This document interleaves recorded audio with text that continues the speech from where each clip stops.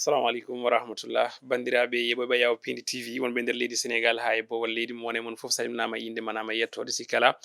en garti e kattande jomiraɗo joom baɗe bawɗe oɗo subaka talata ene woni nayyi lewru juin hitande ujunnaje ɗiɗi e nogas e nayyi joni koye jayɗe leydi sénégal jayɗe leydi ndi ko ɓuuri hen ko mantinade oɗo subaka hannde ne tawe hen alhaali ñawoje ha tengte ñawore ba diakhété wondude imam ndaw ɓe ganduɗa ko gonno hanki koye huccodirde e procureur ne wayno ñawore nde yani guila hanki kono noon kadi ne tawe hen alhaali ko ganduɗa kam tigui woni hunde e dawrugol hani nanggal dorog kewgal jiiyangal ɗo e nder leydi men sénégal puɗɗortoɗen ko jayde besbi le jour nden jayde ne wayno wi ko alhaali ñawoje tabaski à Rebeuss manam ɓeɗo de jogori ko julde toon to kaso biteɗo Rebeuss ɗo e Dakar lebbi tati ɓe taƴana e kaso woni ba diakhété imam ndaw Doro Gueye kañumne nana waɗa ko wiyete ko sous mandat de dépôt woni ko janiyankoɓe mbi goɗɗum ko tawete hen ko biteɗo Assane Bou Sonko kañum nana waɗa en garde à vue tawi wonɗon ko militant mbo landa Pastef ɗum ko caggal nde o ƴettino procureur kono kadi juge goto saabi noon ko hanki o jagga kono kadi o waɗa ko wiyete ko placé en garde à vue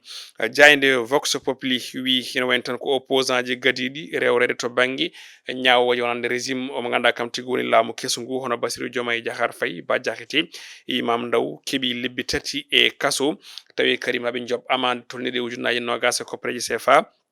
ɓe gaccitama noon manam koɓe mbiyatno wondene ɓe dewra ko wiyete hono offense du chef du premier ministre ɗum ɗon nde ne wayno woni ko procureur walla mbiyen ñawoɓe ha joni mbiyen ɗoftaki kono kay ɓe dewra e oɗo saaha hande ni ko wadde divisé ko wiyete ko division de fausse nouvelle manam haalde walla yaltinde kabaruji ganduɗa ɗi gona goɗɗi ɗum woni koɓe taƴirna lebbi tati e kaso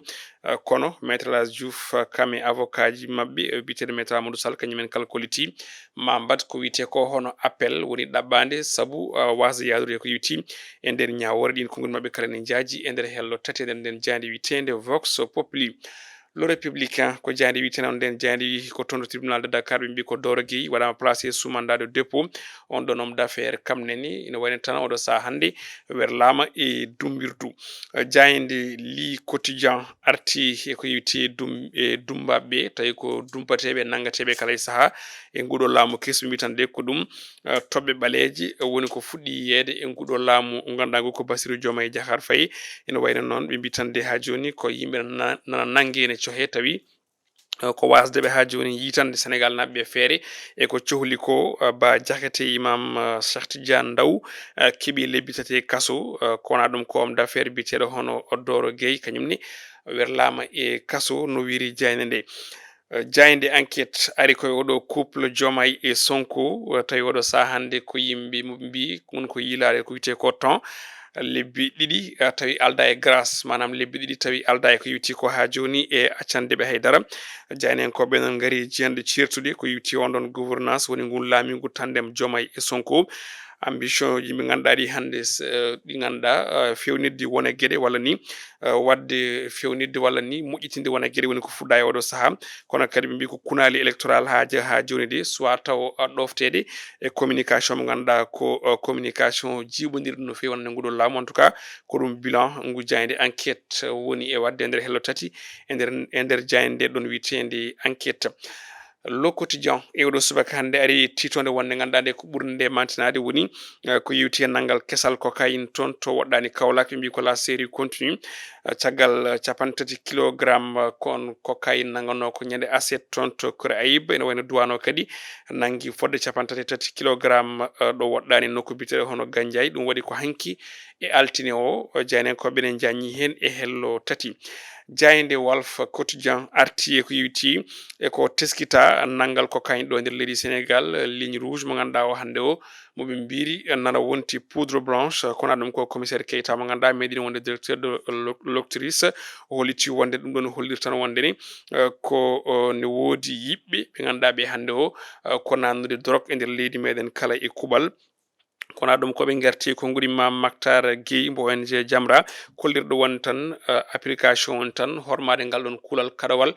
jeegodoraka nder leydi men Sénégal hormaka no hannirta ni ɗin konngudi makko ne jaaji hello jeeɗiɗi nder nden jande witende Walf Quotidien jayde Sud Quotidien oɗo subaka hannde ari koye ndeɗo haare haɓade ko fate banggue hono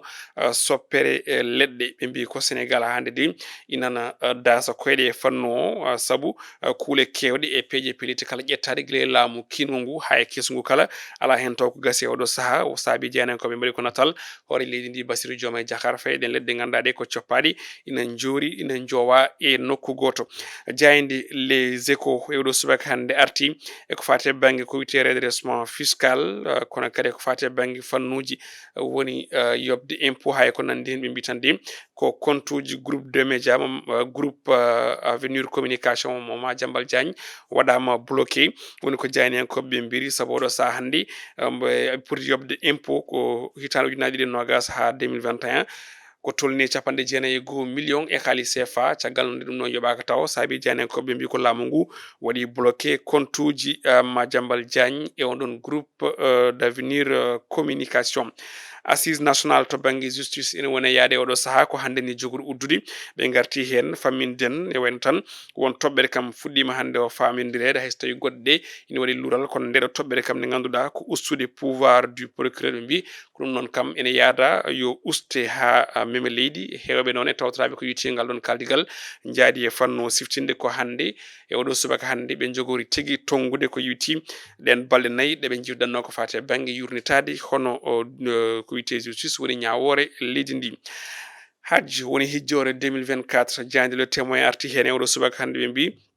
ko olier ɓe ganduɗa kañumen goni hajjoɓeɓe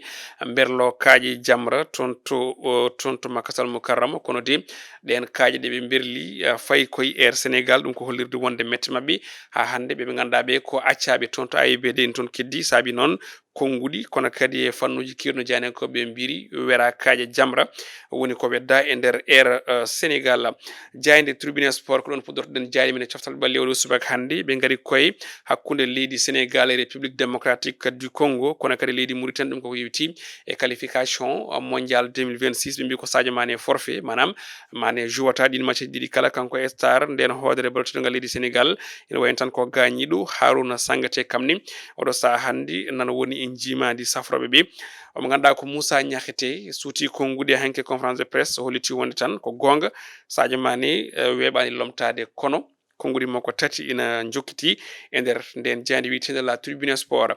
jayde e witende stade quotidien ko ɗon guddirten ko yewti e roɓinu men jayde jewɗo subaka hande ɓe gaari koye centiéme match mbo jogori waɗande équipe nationale du Sénégal manam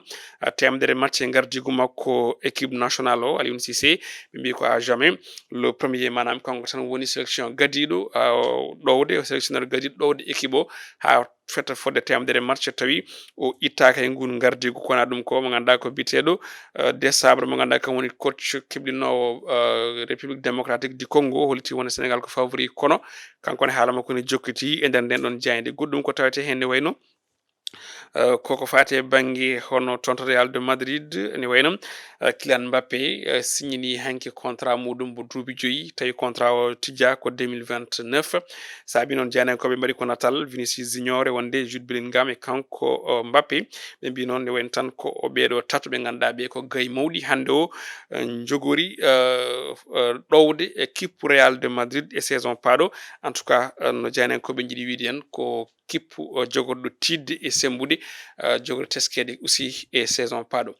musidɓe tedduɓe ko ɗum wonno ko jeyde leydi Sénégal en tout cas ɗi cuɓiɗen e subaka hande o dawri en jetti Djiby Dieng toon to caméra et montage aadi moon e robino jeyandeji ko janggo alarba yo en gon e jaam